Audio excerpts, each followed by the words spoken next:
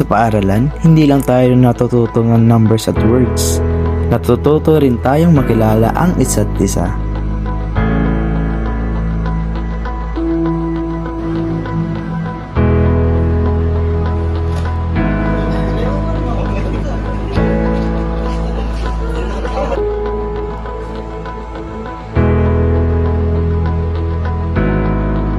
Ito ang kapwa, makita ang sarili sa iba at pumili na tumulong.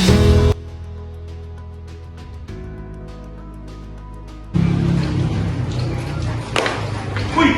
Bulag ka ba? Lagi ka na yung ganito. Parang wala kang pakialam sa paligid mo. Ay, sorry. Dami kong iniisip.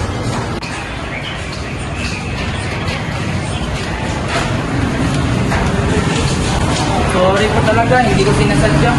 Uy, chill muna. Baka pasensya. Stress. Minsan kasi mabilis rin magalit. Pero mas maganda kung susubukan natin itindihin mo. Ay, oo nga. Next time, mas magiging mindful na ako. Thank you. Pag-isip ko kayo dahil naintindihan mo ako. Promise, mas careful ako next time. See? Mas okay kapag may pakiramdam tayo. Marunong pakiramdam. Marunong din tumanggap ng pagkakamali.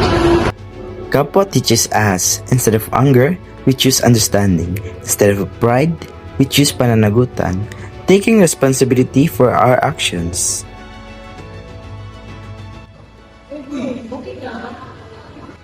Kapwa rin ang pagkilala sa loob ng isa't isa. Yung tunay na damdamin, hindi lang problema. It is listening with humility.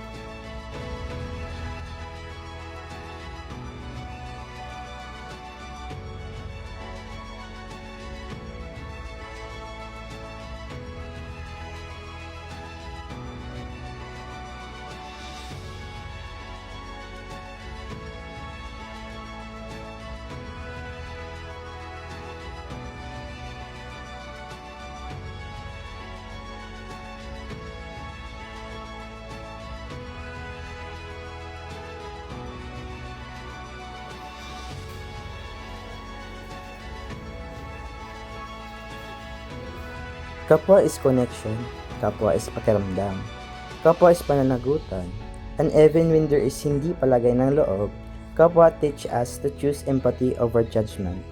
Tayo ay kapwa, mas magaan, mas masaya kapag sama-sama.